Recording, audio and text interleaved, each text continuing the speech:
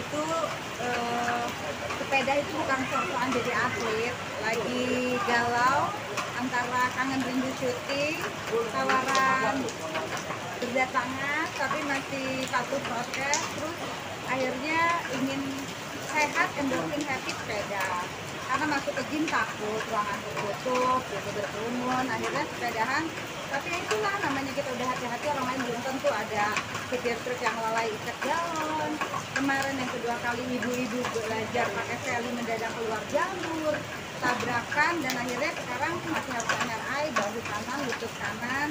Yang pertama pipi kiri retak, jari tengah patah, tulang dada geser gitu.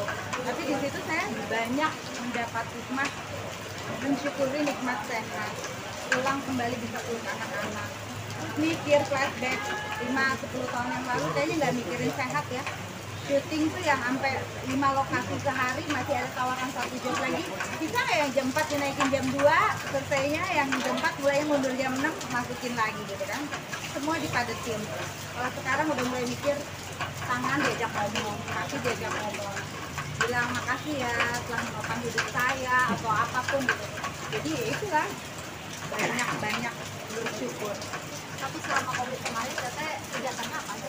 Kuliah lagi, saya ambil lagi ilmu komunikasi politik, sama satu lagi neuroscience, ilmu otak. Mau buka praktek rencananya insya Allah, jadi bukan hanya psikolog, konseling, tapi lebih ke coaching, motivator, dan parenting. Tapi kalau di dunia entertainnya lagi gimana? Kangen, udah pasti dari umur 16 tahun syuting, tapi akhirnya sekarang lebih memikirkan kesehatan nomor 1. Kalau jam kerjanya masih wajar, masih normal, karena mikirnya investasi jangka panjang, pengen anak sampai besar, menikah, punya anak, jadi aku ketemu cucunya, cucu-cucu, semua anak-anaknya, jadi udah mikirnya ke sana. Oh, udah 2 kali jatuh, maksudnya ada trauma juga nggak sih dari sepeda jauh-jauh gitu? Iya, sebenarnya nggak masalah jauh ya, itu sih dekat rumah loh sebenarnya, tapi ternyata traumanya bukan trauma sih. Itu tadi kembali orang lain, kita udah hati-hati, orang lain belum tentu. Jadi sekarang itu dimanapun, kapanpun, kalau yang masih sepedahan tuh mereka di jalan raya umum ya. Nah, kayaknya lebih baik loading aja deh, naikin sepeda agak jauh dikit, tapi benar-benar yang areanya aman. Gitu. Karena kalau misalnya di jalan raya, pengemudi lain kan macam-macam ya. Kita nggak bisa menyalahkan juga gitu, dan akhirnya dua-duanya pun mereka nggak ada, terus aku di rumah sakit masuk IGD sampai dirawat ya nggak ada juga gitu, dan aku nggak menyalahkan ya, karena kan tiap orang beda, jadi kita nggak punya ekspektasi mereka harus bertanggung jawab, mereka gimana kan. Keluarga suami seperti apa Kak? Waktu cerita kedua kali. Kalau suami memang udah mengingatkan, memang kayaknya aja masih doyan sepedaan. Jadi ya kalau buat saya ini pembelajaran, tapi setelah 2 kali ini udah mendalik yang ada yang ketiga ya gitu. Jadi sekarang sepedanya saya gantung, saya diemin dulu. Kalaupun rindu banget, saya loading ke Bandung, daerah-daerah atas yang memang sepi gitu kan. Kalau sekarang biasanya depan rumah di klaster di Taro, karena Binduk itu kan emang area sepedaan, tapi ternyata itu tadi orang lainnya yang belum tentu hati-hati.